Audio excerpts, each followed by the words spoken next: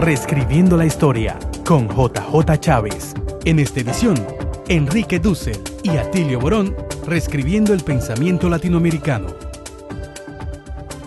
Buenas tardes, bienvenidos a su sexto programa de Reescribiendo la Historia, esta vez dedicado al pensamiento latinoamericano. Analizaremos la obra de Atilio Borón y el pensamiento postmodernista de Enrique Dussel. Para esto hemos invitado a dos expertos. El doctor José Cambra analizará a Borón y el doctor Antonio Cortés analizará la obra de Enrique Dussel. Todo esto después de la pausa. Bienvenidos al canal de YouTube de la Dirección de Tecnología Educativa. Aquí podrás encontrar una serie de recursos didácticos y tecnológicos que te ayudarán en el proceso de enseñanza-aprendizaje. Podrás encontrar congresos, foros, talleres, recursos audiovisuales en general, documentación de investigaciones, programas radiales y televisivos. Te invitamos a que te suscribas a nuestro canal y puedas estar permanentemente informado de cada una de las innovaciones que estamos trabajando para ti. Suscríbete.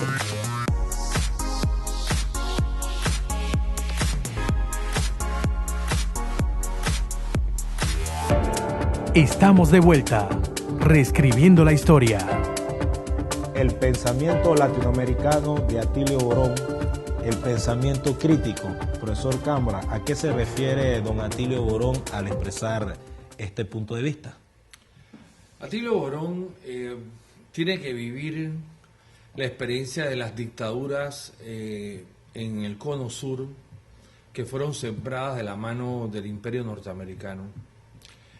Y se desarrolla en todo el Cono Sur y también en Centroamérica una lucha por la democratización de esos países. Al calor de esa lucha por la democratización correcta, además, por lograr libertades democráticas para toda la población y todos los sectores, Atilio Borón reflexiona sobre los resultados de ese movimiento social tan importante, ese movimiento social tan diverso que se dio en esos países.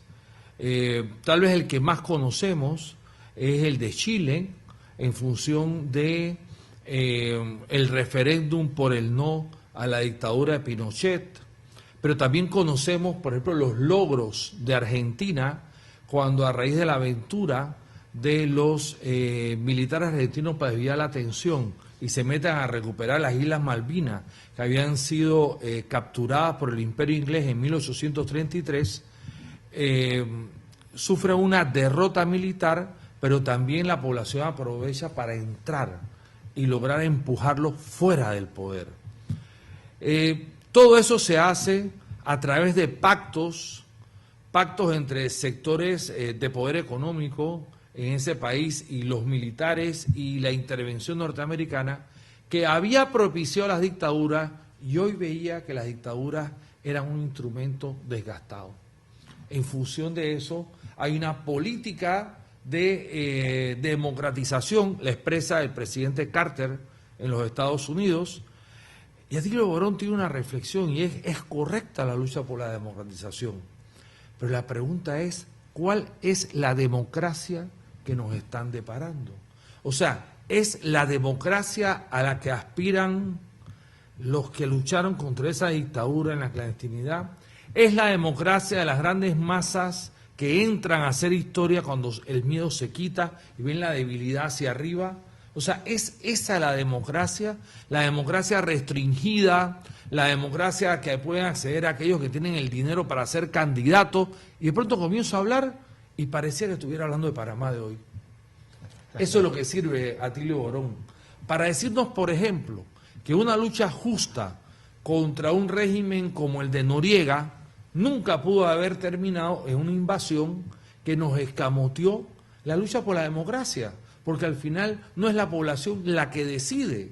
En el Panamá de hoy hay un acuerdo secreto negociado entre varios gobiernos, se llama TISA, en que las profesiones van a poder ser ocupadas por extranjeros, su profesión, la de él, la mía, la suya, pero yo no tengo nada contra los extranjeros.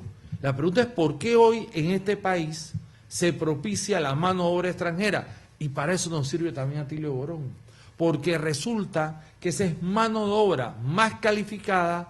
Han abandonado la educación pública y la han resuelto por la vía de traer mano de obra calificada, pero que le pagan peor. Cuando aquí se habla mal del extranjero, yo me sonrojo, porque estamos mirando al de al lado y no estamos mirando al de arriba. El de arriba es que él hace el negocio con los extranjeros. Esta reflexión teórica de Atilio Borón implica que la corrupción es intrínseca al sistema. Si hay una democracia que no permite que los electores manden sobre los gobernantes, sino que los gobernantes manden sobre el pueblo, tenemos el hilo conductor de la corrupción, porque tienen manos libres para hacer lo que les da la gana. Entonces, precisamente, Borón es el teórico de la crítica a la democracia tradicional. No quiere la dictadura, lucha contra la dictadura, está porque se acaben las dictaduras, pero también dice que no puede ser una democracia, entre comillas, clasista, porque al ser una democracia que restringe el acceso a los puestos a aquellos que tienen el dinero para impulsarse a ellos, no es democracia. Ese es parte del planteamiento central de Borón. Y Borón rescata un concepto que a la gente parece que le da miedo decir, rescata el concepto de clase social. Y es verdad, en el Panamá de hoy, los de abajo sabemos que no somos de arriba, así de sencillo. Y los de abajo sabemos que los que gobiernan son los de arriba. Y por lo tanto, por eso es que los de arriba le pueden dar miles de dólares a un colegio católico, mientras las escuelas ranchos siguen perviviendo para vergüenza de la nación y para el maltrato de los pueblos originarios en la comarca Nuevo Bulé. O sea, esas asincronías lo que expresan es precisamente la desigualdad en el ejercicio del poder. Y ese es el centro nodal del pensamiento de Atilio Borón, que nos permite analizar la contemporaneidad. Una contemporaneidad llena de recursos tecnológicos y carente de verdadera democracia integral, donde la gente se apropie de sus vidas. Por ejemplo, yo tengo una vergüenza particular por este país, por el mío. Y es que aquí en este país, donde yo he visto niñas embarazadas de 10 años, 11 años, 12 años, 14 años, y sucede que las adolescentes llegan a la iniciación sexual a esas edades, aquí se nos dice que no podemos dar educación integral en sexualidad, que no significa lo genital, significa enseñar que no puede haber machismo, que no puede haber gente que te diga que tienes que dar pruebas de amor, que tiene que haber una relación horizontal, una relación igualitaria. O sea, ¿me explico? O sea, se inventan cosas en un país en donde la doble moral campea y resulta que sometemos a nuestra juventud a las enfermedades de transmisión sexual, al VIH, a todo eso, y no les damos una orientación, dicen, en valores, yo quiero decir en vida. O sea, no les damos una orientación moderna para que sepan tomar decisiones. Entonces yo creo que ese concepto de democracia también tiene que ver con el conocimiento. O sea, el conocimiento es poder y por lo tanto el conocimiento tiene que estar totalmente distribuido. Es verdad que tenemos acceso al conocimiento hoy por la vía de Internet y los recursos tecnológicos, pero eso no es lo mismo que el acceso al poder, fíjese. Aunque tengamos el conocimiento, nos impiden ejercer el poder. Y yo creo que esto es una de las cosas más importantes. La gente joven de este país tiene sueldos espantosamente bajos, trabajos temporales, sin seguro social, o sea, precarios. O sea, lo que se está institucionalizando es la falta de oportunidades para la gente joven, para las mayorías jóvenes. Hay un grupo de gente joven que efectivamente, producto de que hereda propiedades, está encaminándose con una educación distinta hacia gerenciar lo que era de sus padres. Profesor Cambra, ha tocado usted en su discurso 3 puntos que son medulares para poder sobrepasar este fenómeno que estamos viviendo, que es corrupción, flexibilidad de las leyes de quien gobierna, pero a su favor, nunca a favor del pueblo. O sea, me perpetúo en el cargo, tengo impunidad, el lado angosto para el pueblo y el ancho para mí. Incluso eso transgrede a la empresa privada, porque fíjese, si estudias mucho estás sobrevaluado no te lo puedo pagar. No te lo puedo pagar. Y si no estudias nada, no estás calificado. Entonces queda nuestra clase profesional en un vacío. Totalmente. En un vacío. No, es un limbo. Entonces, cuando hablamos de ese problema, cuando lo afrontamos, entonces vienen con la demagogia de los valores, de los movimientos subversivos, de que quieren inestabilizar el país. Entonces tenemos unos gobiernos y unas clases gobernantes formadas por oligarquías, por sus aliados, por malos políticos, por no decir otra cosa, que logran converger en el poder y nos tienen secuestrados. El Estado Nacional está secuestrado. Pero aquí también yo creo que vale la pena retomar el pensamiento del economista persa Samir Amin cuando habla de la dependencia. Está clarito lo que dijo el doctor Cambra. Definitivamente, en ese contexto de rejuego del poder, creo que nos han ido estructurando una sociedad de ficción. Y donde, como decía el doctor Cambra, el concepto de democracia vacío totalmente de su contenido. Sí. Por ejemplo, ¿cómo es posible que un profesional como el doctor Juan Jované participe en elecciones y reciba cerca de 11.000 votos? ¿Por qué? Si era una persona que además tenía un impacto entre los jóvenes. Pero es que la maquinaria electoral está diseñada para que el voto se redireccione hacia quienes tienen el poder económico. Por ejemplo, para un solo ejemplo de Y eso. lo ahogan presupuestariamente. Exactamente. Por ser independiente no tienes el caudal, pero ¿qué caudal si apenas es una postulación primera? De eso es de lo que trata el pensamiento profundo de Borón. Borón atiende al problema, por ejemplo, él reivindica de nuevo la palabra imperialismo. Dice, ¿por qué no llamamos a las cosas por su nombre? El imperio es el imperio. No tenía que llegar Donald Trump para que nos diéramos cuenta de eso. Porque el muro lo estaban construyendo desde antes. Antes de Trump. Desde antes. Entonces, sucede que nosotros, que jamás tuvimos acuerdo con el muro de Berlín, nos encontramos con un muro contra nuestros hermanos hispanos en los Estados Unidos. Entonces, el imperio sigue existiendo. El imperio sigue existiendo porque el imperio, al fin y al cabo, lo que busca es mano de obra barata, flexibilizar las relaciones laborales y garantizar mucha mayor ganancia en el terreno de la educación. Correcto. Por ejemplo, en el terreno de la educación.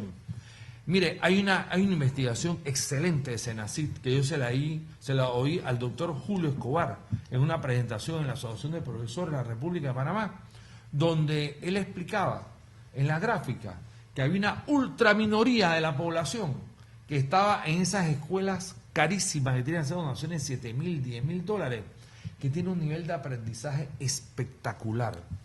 Y en cambio, claro, 15 estudiantes por aula, tú no ves a ningún profesor de matemáticas dando español también, nada de esas cosas que se hacen del lado de lo público.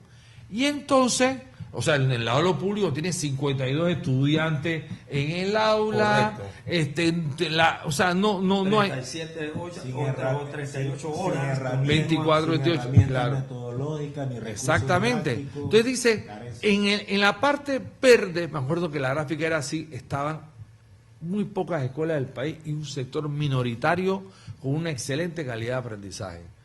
Y del otro lado, y del percentil, eso es horrible, estaban las escuelas privadas pequeñas y todas las públicas. Y todas las públicas. O sea, estamos construyendo la brecha del conocimiento en el momento en que menos podríamos tenerlo, porque tengo un acceso digital espectacular en estos momentos. Pero, por ejemplo, en los colegios públicos se prohíben los celulares. O sea, no han capacitado a los docentes para que sepan que el celular es un instrumento de aprendizaje porque le gusta al muchacho y lo puedes usar para que investigue y aprenda en el aula. Igual no han actualizado en los docentes muchos otros aspectos aparte de la tecnología, para que ellos puedan suplir en el aula de clase falencias que tiene nuestra sociedad, que son muchas. Exactamente. Y que así. realmente es un fiel reflejo de una nueva etapa en la historia, ya no contemporánea propiamente dicha, sino cibernética. Propia de la posmodernidad Así es. o de la transmodernidad, ¿no?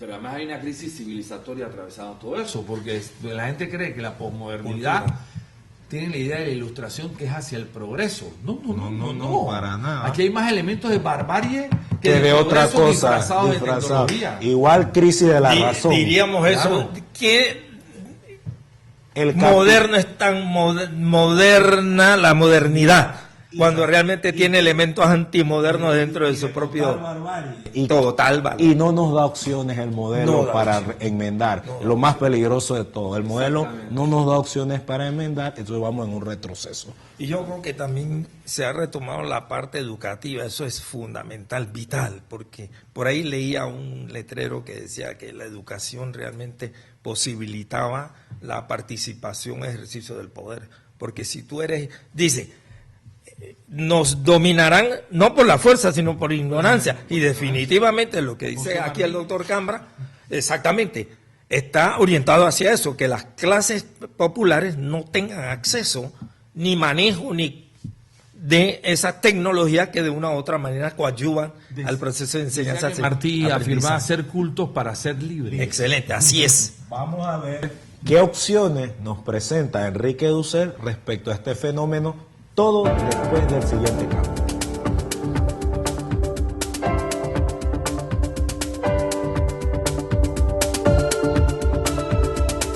Tecnomedia, tu herramienta educativa multimedia, en apoyo a la docencia por la Universidad de Panamá. Tecnomedia es un sistema diseñado en la Universidad de Panamá para la creación de contenidos multimedia como apoyo a la docencia presencial y virtual, desde la preparación del material docente hasta la distribución a través de los distintos recursos multimedias a los destinatarios. Tecnomedia es un sistema de producción de materiales educativos de alta calidad, siendo un apoyo y complemento a la enseñanza presencial e integrando en ella todas las herramientas del Internet y campus virtual. Tecnomedia es un sistema innovador, disponible en la Dirección de Tecnología Educativa, brindando los mejores instrumentos, materiales y técnicos al servicio del profesorado. El docente será el propietario intelectual del contenido de la obra. Es un método sencillo, no requiere conocimientos audiovisuales o técnicos por parte del docente.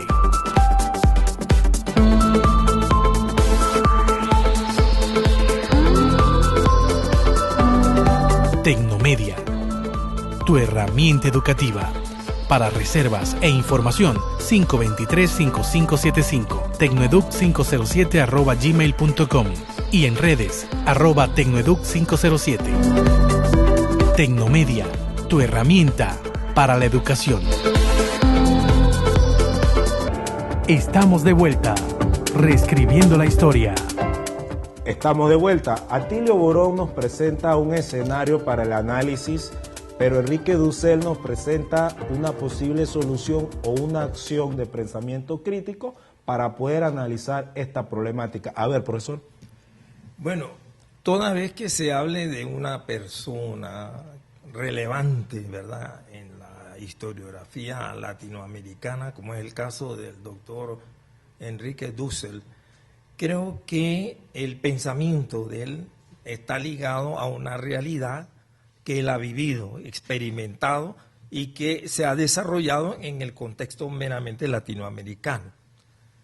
Digo esto porque en realidad ubicaría la figura de Dussel en uno de los tres momentos que vive América Latina. El primer momento que vive América Latina obviamente es de desastres total. Se ha experimentado una Primera Guerra Mundial, una Segunda Guerra Mundial, la depresión de 1929, surgimiento de nuevas ideologías, el comunismo. Y eso declina ya más o menos hasta el 47, por ahí, cuando ya se introduce el Plan Marshall y hay que recuperar en la Segunda Guerra Mundial a Europa. Ese periodo que va ahí hasta los años 70, yo lo llamaría pues una época más o menos de progreso, no en términos de comillas, por el hecho de que el desarrollo para América Latina realmente no lo podemos explicar en esa línea, sino tomando en cuenta la relación que hay con un centro de poder, que de una u otra manera subsume a las sociedades latinoamericanas a una condición de dependencia permanente. Entonces, en ese contexto que va hasta los años 70, yo diría que hay dos cosas importantísimas: la Guerra Fría y la guerra de baja intensidad y la teoría de la seguridad nacional. Ese contexto es difícil para América Latina. En ese contexto creo que surgen pensadores, cientistas latinoamericanos contestatarios. Dussel no deja de ser la excepción. Dussel, en los años, es decir, la experiencia, la elaboración de su pensamiento parte desde Mendoza en Argentina, cuando era profesor en la universidad. Luego pasa a Brasil, una experiencia interesante en Brasil, que es la teología de la liberación, en el grupo de Itaicí. Y luego pasa a México en el año 70, ya está en México, que es otra condición donde hay una plurietnicidad, que realmente cómo comprenderla en función de una identidad nacional. Entonces, ese proceso es lo que yo creo que logra estructurar un pensamiento de Dussel que tiende a dar un abordaje epistemológico no solo a la realidad social, sino económica, política, inclusive cómo vincula la situación del poder de la Iglesia con el poder secular. O sea, una relación Iglesia-Estado. Es una parte medular que de una u otra forma está expresado en algunas historias que él publicó. Por ejemplo, Historia de la Iglesia en América Latina. Interesante. América Latina, Dependencia y Liberación. Es otro texto muy importante de lectura obligada que nos permite abordar los mismos temas que incluso señala el doctor Cambra cuando habla de Atilio Borón. Es decir, cómo lo económico subsume en su esfera la esfera social y la esfera política. Y en ese contexto, obviamente, vamos a tener nosotros que explicarnos de que definitivamente las oligarquías nuestras latinoamericanas, antinacionales por excelencia, vinculan sus intereses familiares con un poder externo y en función de eso es que ejercen un poder nacional. Esta situación realmente es de denuncia por parte de Dussel cuando él habla de la teología de la liberación. Pero, claro, él advierte también que este pensamiento no es más que una lógica consecuencia de lo que se dio primero en América Latina, una historia de las ideas en América Latina, porque realmente Europa, el eurocentrismo, el enocentrismo, negaba toda posibilidad de América Latina desde el punto de vista de cultura, de desarrollo, pensamiento. También el latinoamericano que iba a Europa sucumbía al síndrome de Europa también. ¿Cómo no? Quedaba y muchas enfermo. veces nos hicieron creer en nuestras lecciones que el occidente era todo nuestro marco referencial, cuando realmente nosotros, si vemos nuestra historia, hay ubicar a América en un extremo y a Europa en otro, pero en ese contexto se olvida de que hay ideas que vienen deslizándose desde el oriente. Entonces, Europa no es el arquetipo al que tenemos que estar mirando y al cual debemos estar en condición de dependencia, porque realmente, y él lo habla en cuanto a la teología.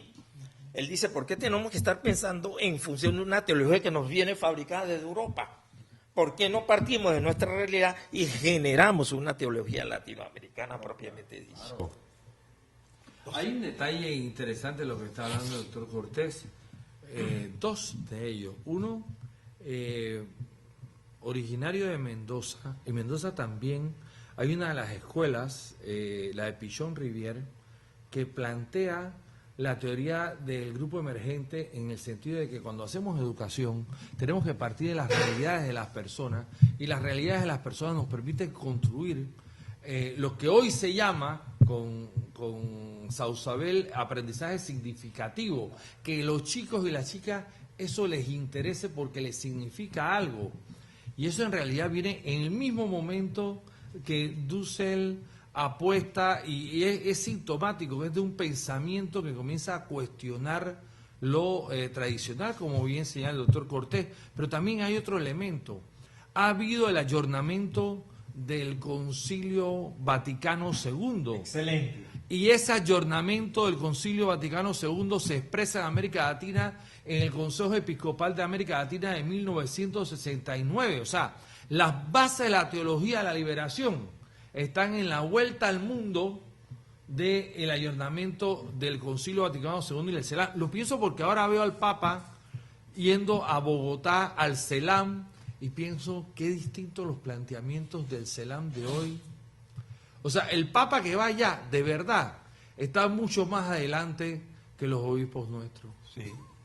Mire, excelente. Yo creo que esta acotación que hace el doctor Cámara es interesante en los términos de que cuando se habla de teología de la liberación, de historia de la Iglesia, en el contexto latinoamericano, el Vaticano II señala un hito en la historia. ¿Por qué? Porque es un declararse a favor de los pobres. Oíme, es un avance significativo. Tanto es así que definitivamente cuando viene Roosevelt a América Latina y le dice, bueno, ¿con quién va a dialogar? Voy a dialogar con la Iglesia Católica, y él advierte todo lo que está sucediendo, dice, con esa gente no tenemos nada que hablar. Y entonces comienza a invadir América Latina de sectas y Biblias. Pero claro, estratégicamente para neutralizar esta concepción que de una u otra manera implicaba un avance tremendo. Vaticano II es el punto de retoma de ese carácter sinodal que se gestó en las comunidades paleocristianas. Y por cierto, en Panamá lamentablemente ha abortado ese proceso con el asesinato de Héctor Gallego, que era la expresión visible de esa corriente de teología de la liberación. Excelente. Era como el prototipo a cuajar un proyecto nacional. Comprendió que la teología sin una pastoral no sirve. Y una teología sin contenido teológico no sirve. Una iglesia sin feligreses que piensen no sirve tampoco. Ese mismo es, claro. Y ese Vaticano II es clave.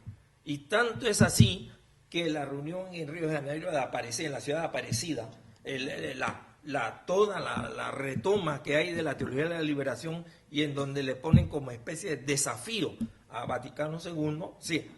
¿En qué términos se puede hablar de desafío? Es asumir precisamente una acción directa a favor de los pobres.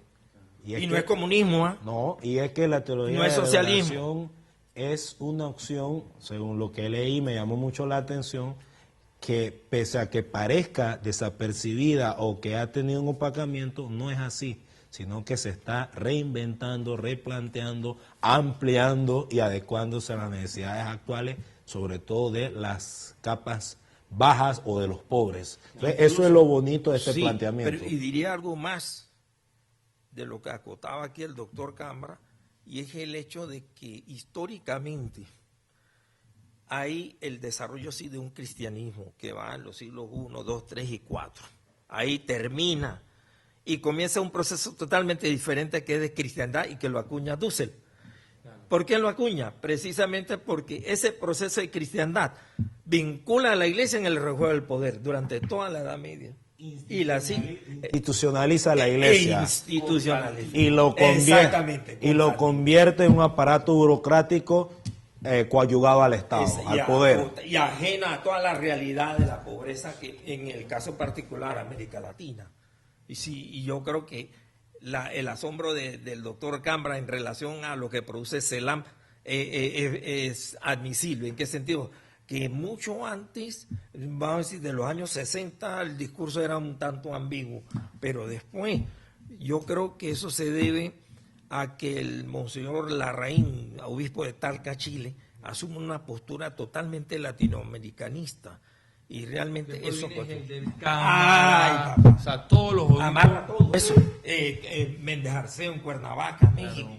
Romero en El Salvador. Y comienzan a articular. Y son asesinados en muchos de los casos. Porque Héctor Gallego. Son declarados enemigos públicos. Totalmente. Y yo quiero apostar a lo que dice el doctor Cortés, que en el pensamiento de Dussel hay un elemento fundamental, que es que plantea que el ser humano tiene que construir su propio conocimiento. No puede ser el receptáculo del conocimiento de otro. Esto es tan interesante porque Dussel de alguna manera bebe de Paulo Freire, claro, de educación como práctica de libertad, de pedagogía del oprimido. Y hoy es mucho más importante porque quiero decir que a Dussel se estudia en las escuelas de educación popular de América Latina, precisamente por ser la expresión de una filosofía que plantea que los individuos sí podemos liberarnos liberarnos por un movimiento colectivo, pero lo tenemos que hacer en función de conocer desde nuestras propias categorías. Por eso el doctor Cortés decía, tenemos filosofía, sí hemos pensado en América Latina. Lo que pasa es que las armas y el poder económico lo que han querido es acallar ese pensamiento. Así es. Que cada vez es más evidente y vigente, porque siguen dándose situaciones, sigue la gente acuerpando, Inclusive, siguen dándose pequeños focos de...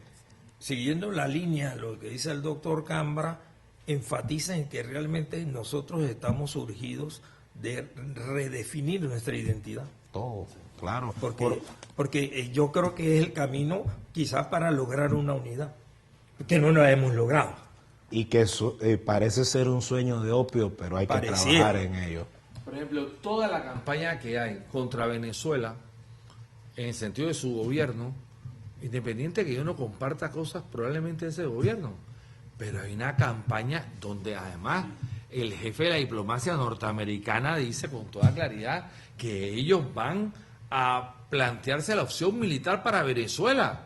Y yo, si soy panameño, eso jamás lo podré pensar. Porque que la solución. Fuimos víctimas y sufrimos eso. Porque sucede que los muertos de la dictadura en la época del inicio 68, 69 y las cosas que se dieron, y sobre todo en la época de Noriega, no llegaban a 130.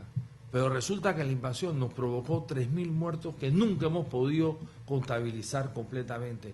Por lo tanto, el imperio no invade para solucionar problemas, el imperio invade para sus intereses. Por eso cuando la guerra del Golfo, la guerra de Irak, decíamos que era sangre por petróleo. Por petróleo. Sí, sangre por petróleo. Lo cual genera más crisis. Bien, estimados profesores, muchos temas en el tapete, poco tiempo para debatir, nos genera una serie de reflexiones y conclusiones, generar conocimiento propio, todo esto en el próximo bloque. Bienvenidos al canal de YouTube de la Dirección de Tecnología Educativa. Aquí podrás encontrar una serie de recursos didácticos y tecnológicos que te ayudarán en el proceso de enseñanza-aprendizaje.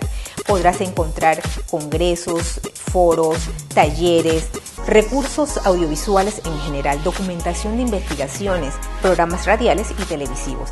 Te invitamos a que te suscribas a nuestro canal y puedas estar permanentemente informado de cada una de las innovaciones que estamos trabajando para ti. Suscríbete.